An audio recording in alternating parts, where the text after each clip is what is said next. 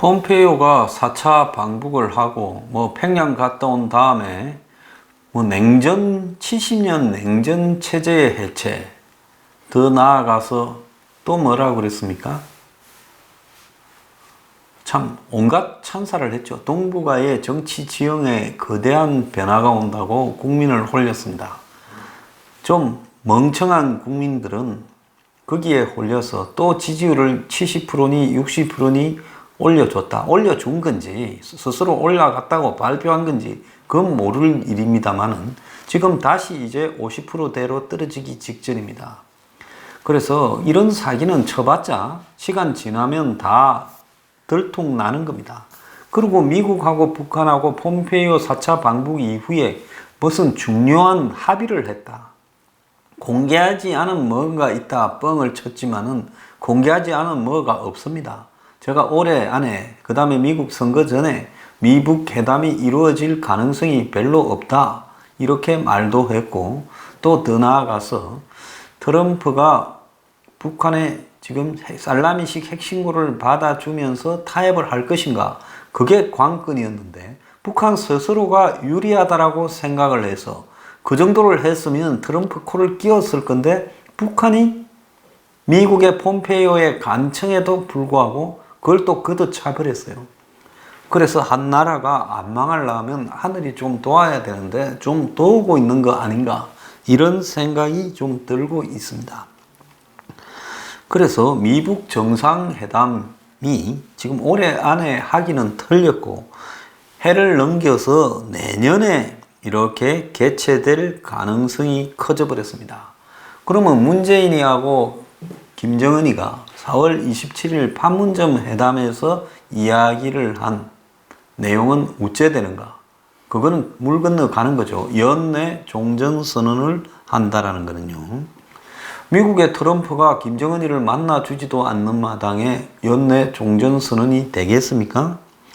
그리고 지금 오스트리아 비엔에서 IAEA가 있는 비엔에서 비건하고 최선희가 만나서 실무회담을 하라 했는데 이 미북 실무회담이 지금 열리지 않고 있는 가운데 우리 정부가 그렇게 장담해온 연내 종전선언의 빨간불이 켜졌다, 지금 이렇게 보입니다. 이 블룸버그 통신이 트럼프 정부의 고위 관리의 입을 빌어서 2차 북미 회담이 해를 넘겨 내년에 이루어질 가능성이 높다고 말을 했습니다.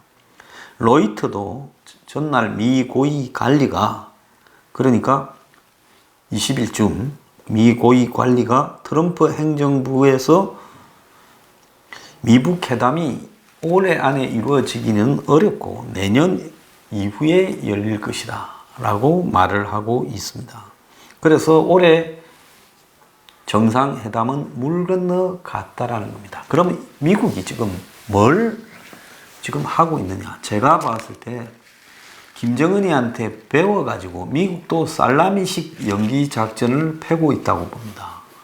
그러니까 김정은이가 할 듯 하면서 조금씩 쓸모없는 쓰레기나 던지면서 시간을 끌고 있듯이 비핵화에 미국도 2차 미북 회담을 해줄 듯 하면서, 그래서 한때는 폼페이오 갈 때는 갔다 오면 11월 6일 중간선거 전에 열릴 거다. 청와대 관계자 입을 빌어서 그렇게 말했잖아. 이만큼 가짜 뉴스가 어디 있어요? 누가 누구를 보고 가짜라고 하고 자빠졌어요. 그렇더만은 이제는 중간선거 전에는 어렵다. 11월 달에 하고 그리고 12월까지는 종전선언이 되고 김정은이는 그래서 그 다음에 내려올 거다 이래 봤는데, 그런 다음에 슬금슬금 중간선거 이후다라고 썩 미루더니 이제는 내년이다라고 갑니다. 그 사이에 트럼프는 2년이든 3년이든 5개월이든 비핵화가 천천히 가자 이런 이야기를 했습니다. 또 그런 말을 요 근래에 했는데요. 그래서 트럼프 정권에서 올해는 이 미북 회담을 할 생각이 없다고 지금 굳힌 걸로 보이고, 볼턴이 지난 10월 12일 라디오에 나와서 두어 달 안에 김정은이 트럼프 회담이 열릴 거다라고 말을 했는데 그 또한 거짓말임이 드러났습니다. 이제 볼턴도 살라미식으로 북한의 거짓말을 살살 하고 있습니다. 그러니까 10월 12일에는 두어 달 안이라고 하면 12월 12일 안에 열리는 거 아니에요? 그러니까 북한이 또 인내를 가지고 한 열흘을 끌어봤지요. 그러니까 이제 또 뭐랍니까? 내년이다라고 1월 1일 이후라고 말을 하고 있습니다. 자, 트럼프는 20일 네바다 유세에서 서두르지 마다 잘 될 거다 낙관론을 견지하면서 속도 조절 발언을 했습니다. 자, 트럼프가 낙관론이라고 이야기한 것은 아무런 의미가 없는 이야기죠. 그래서 급 속도 조절을 하고 나선 미국을 놓고 11월 중간 선거를 고려한 국내 정치용이다라는 견해와 물밑에서 지금 미국 간의 회담이 하나도 진행되지 않고 있는 거 아니냐 이런 두 가지 이야기가 나오고 있고 지금 미국은 사우디 반체제 언론인 카샤크지의 피살 사건, 이스탄불 사우디 총영사관 내부의 피살 사건을 놓고 지금 중동 문제가 이 중간 선거 전에 터질까봐 골치 아파져 있고 그래서 이런 중동 문제, 즉 여기에 이란 핵 문제와 원유 제재 문제까지 있는 상황에서 성과도 없고 시간만 걸릴 북한과의 비핵화 문제는 뒤로 지금 미루는 방향으로 지금 가고 있다. 이렇게 봐야 되는 겁니다.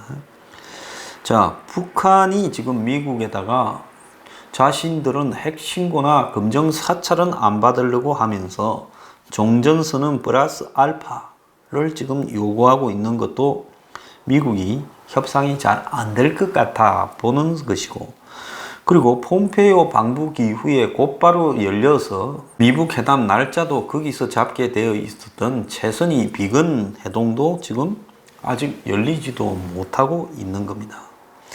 그러면서 결국은 디테일에 있어서 양측이 지금 이견이 크게 벌어졌고 트럼프는 지금 북한이 핵미사일 실험을 하지 않는 것만으로도 중간선거까지는 지 성과라고 끌어왔기 때문에 더 이상 진전이 될 때는 미국이 뭔가를 해주지 않으면 진전이 안 된다는 걸 알고 있기 때문에 일단 중간선거까지만 넘긴 다음에 선거가 끝난 이후에 북한에 대해서는 다시 대북 정책을 전략을 재조정하게 될 거다 이렇게 제가 보고 있습니다. 제가 그렇게 리칼리브레이트라고 이야기를 해서 한 두세 달 전부터 이야기를 해오지 않았습니까?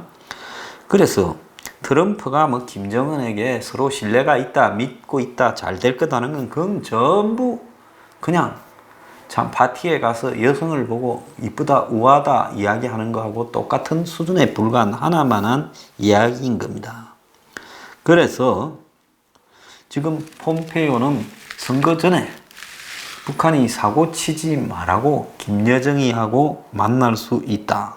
앞으로 열흘 전후에서 멕시코에서 미북 고위급 회담이 열릴 거다. 이런 식으로 또 시간을 끌고 있습니다.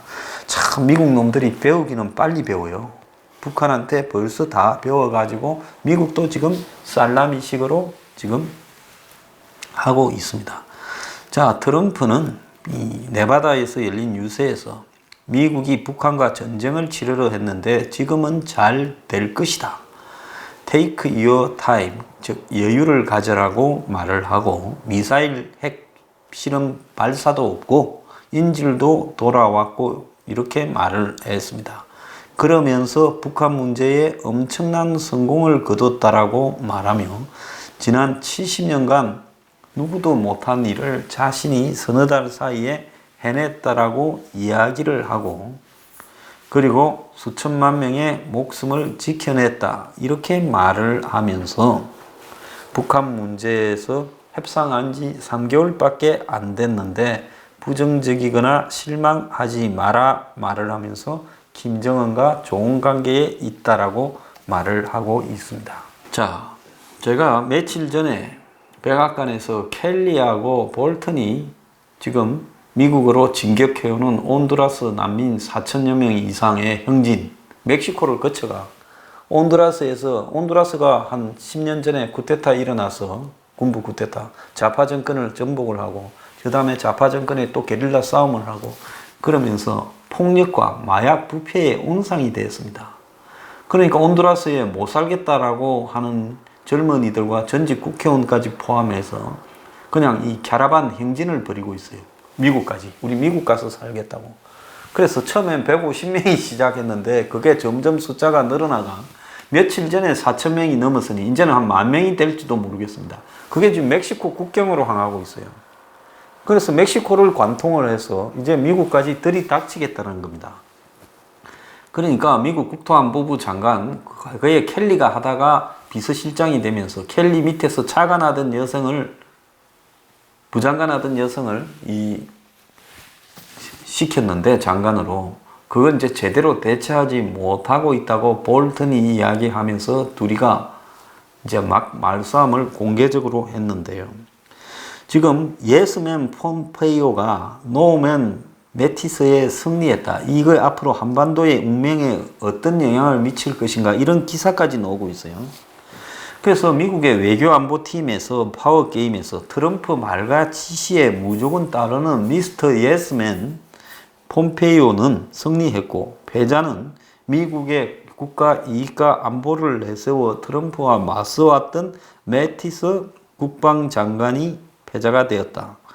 그래서 매티스가 11월 6일 이후에 그만둘 거다. 이 워싱턴 정가의 정설이다. 이미 매티스는 그만두겠다고 의사를 표명을 했고 선거 전에 그만두면 억하심정으로 선거에 재뿌린다 소리 들을까봐 선거 이후에 그만두겠다 했다는 겁니다. 자, 그런데 매티스의 퇴장은 단지 국방장관의 교체에 그치지 않고 한미동맹, 그 다음에 미국의 북핵 협상, 한반도 정책에 큰 영향을 미칠 거라는 거죠. 자, 미국의 이 백악관이나 행정부의 어른이라고 하는 사람이 매티스 켈리 정도만 지금 남아 있습니다. 안정적으로 이렇게 국정을 운영하고 트럼프 말을 무조건 따르지 않고 때로는 제동을 걸고 그러면서 한국과의 동맹이나 북한의 정권의 위험성 또 북한과의 맹목적으로 전쟁을 해라 하고 찔러대는 트럼프의 성급함이 다 위험하다. 그래서 북한은 강력한 대북 제재로 손댈 때까지 밀어붙이는 방법 외에는 없다라는 현실적인 정책을 해오다가 트럼프가 지금 이 김정은이하고 이렇게 꼬여 들어가면서 이것이 좀 변했죠. 그래서 지금 켈리, 매티스, 펜스 부통령, 니키 헤일리는 원칙적인 대북 정책을 유지하면서 한국의 입장을 가장 현실적으로 이해하는 한마디로 합리적인 보수 인물이다라고 봐야 될 거고 폼페이오 전 트럼프의 그냥 딸랑이에 불과하다는 겁니다. 죽으라면 죽는 신용도 낼 거예요. 그래서 매티스가 떠나면 한국으로는 큰 손실이 될 거다는 우려까지도 나오고 미국의 정치 전문지 폴리티코는 매티스 없는 트럼프라는 제목의 기사에서 안정의 상징이었던 매티스가 떠나버리면 공화당, 민주당 전부 다 어떤 일이 벌어질지 우려하고 있다는 겁니다. 미국뿐만 아니라 지금 한국 청와대도 매티스 퇴진 이후를 계산하고 있다는데요. 아마 문재인의 청와대는 매티스가 나간다고 하니까 만세를 불렀을 겁니다. 원래 미국의 대북 정책은 국무부보다 국방부가 주도해 왔는데요. 그래서 트럼프가 들어서고 작년 연말까지는 국방부가 주도해서 대북 제재와 또 북한에 대한 해상 봉쇄까지 하겠다고 나서고 그런 준비 회의까지 하지 않았습니까? 그런데 이 트럼프가 지금 한국의 특사가 이 백악관에 간 이후로 미북 정상회담을 하겠다고 달라들면서 지금 정책이 변화하고 있는 거죠. 자, 부동산 업자 출신 트럼프는 외교안보 문외한인데 자, 그런데 기존에 지금 국제적인 질서를 흔들 수 있는 무리한 지시들을 수시로 내린다는 거죠.